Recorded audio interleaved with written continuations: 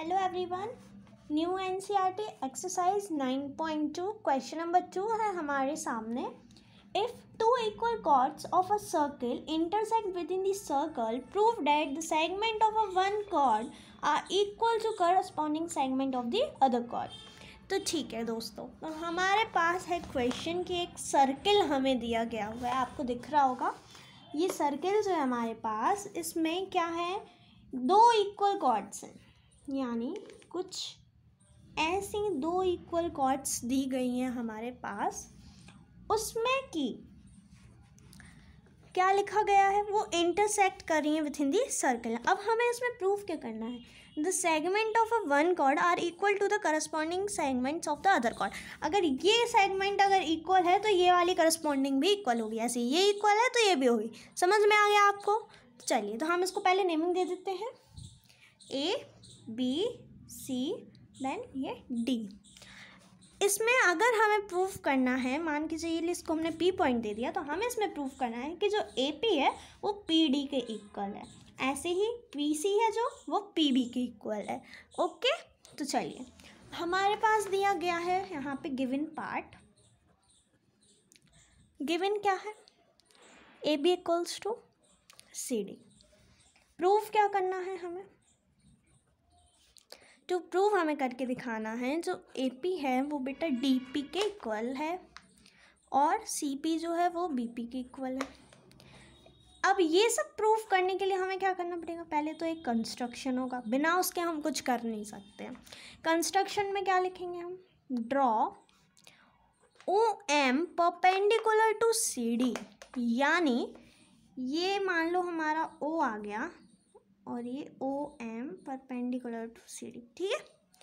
ये आ गया एन, ये आ गया एम, देन यहाँ पे हम इसको ज्वाइन कर देंगे। ये देखो, अब आपको ये दिख रहा होगा, आई होप। जैसे कि आप देख सकते हैं, ओ एम परपेंडिकुलर है सी डी के, ओ एम परपेंडिकुलर है सी डी के एंड ओ एन परपेंडिकुलर है ए बी के, ठीक है। ये हम लोग लिख देते हैं यहाँ, ओ एन परपेंडिकुलर है ए बी के। चलिए, और यहाँ पे हम लोग ने क्या किया है, ज्वाइन किया है ओ पी को, ये भी लिख देते हैं, ज्वाइन ओ पी सॉरी, ठीक है। देन आपको दिख रहा है। चलिए, तो अभी हमें क्या है, A B equals to C D हमको क्या है बेटा, गिवन है। इससे हम फाइंड क्या कर लेंगे, चारों चीज़ें हम इक्वल कर लेंगे। तो चलो हम लोग करते हैं। सबसे पहले हम कह सकते हैं A B equals to C D हमारा इक्वल है, तो हम क्या ये भी कह सकते हैं कि हाफ ए बी जो है वो हाफ सी डी के क्या है बेटा, इक्वल। अब हम हाफ ए बी को कैसे लिख सकते हैं, हाफ ए बी को हम कैसे लिख सकते हैं, A N equals to B N, और ये क्या था हमारा, हाफ ए बी था। अब ऐसे ही हम इसको हाफ सी डी को क्या लिख सकते हैं, बताइए, C M equals to D M, हम लिख देते हैं C M equals to M D, ठीक है। चलो, ये क्या था, हाफ सी डी। अब इनका रीज़न क्या होगा, रीज़न बेटा मैं यहाँ लिख दे रही हूँ, वहाँ पे जगह नहीं बची है, ठीक है। रीज़न क्या है, perpendicular drawn from the centre bisect the chord, ठीक है। अभी मैं ऐसे ही लिख रही हूँ, आप इसको अच्छे से लिखिएगा अपनी कॉपी में, आपको समझाने के लिए मैं ऐसा कर रही हूँ। चलिए, तो अब हमने ये क्या कर दिया, दोनों को तोड़ के लिख दिया। अब इससे हमें क्या मिल गया, चारों को हमने क्या बता दिया, इक्वल। ए एन किसके बराबर है, बी एन के, बी एन किसके बराबर है, सी एम के, सी एम किसके बराबर है, एम डी के।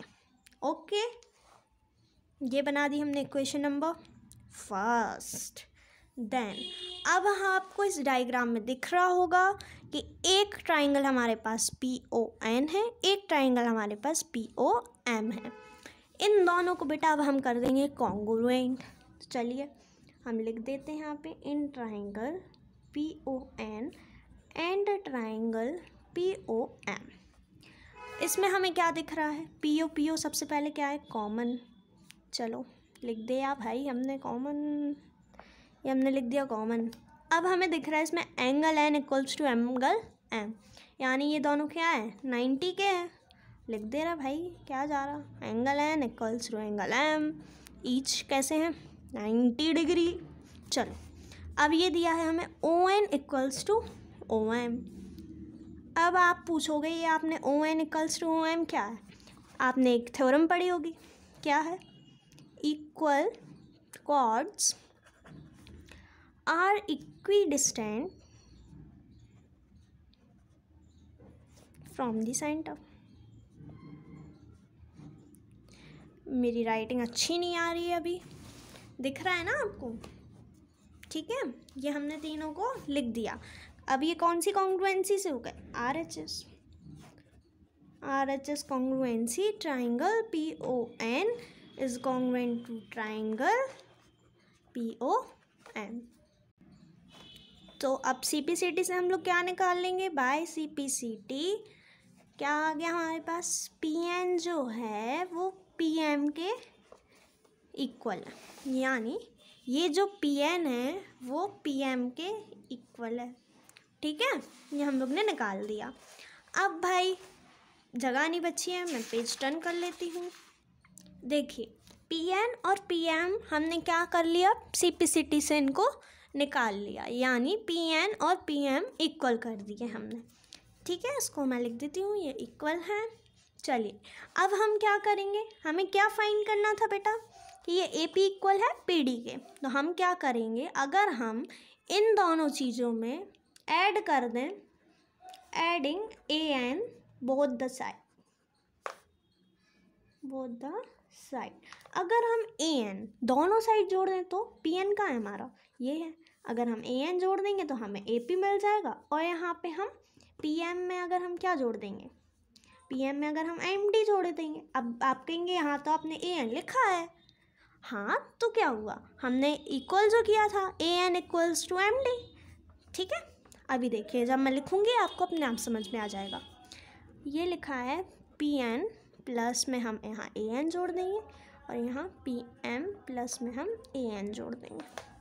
PM अगर हम इसको और इसको ऐड करेंगे तो हमें क्या मिलेगा बेटा, AP मिल जाएगा। Then AP equals to PM plus, sorry BN लग गया वो, PM, ये P है, PM अगर हम इसमें MD जोड़ दें, आपका यहाँ पे MD क्यों जोड़ रहे, क्योंकि हमने पीछे क्या फाइंड किया था कि सारे इक्वल हैं, AN इक्वल्स टू MD, ये रीज़न हो गया इसका। तो हम इसको कह सकते हैं, है ना, इसको कह सकते हैं हम कि AP जो है हमारा वो DP के इक्वल आ गया। अब पहली चीज़ तो बेटा हमने क्या कर दी है, हैंड्स प्रूव कर दी है, ठीक है। अब दूसरी चीज़ हमें क्या फाइंड करना था, CP जो है वो BP के इक्वल है, ये जो है वो इसके इक्वल है, ठीक है।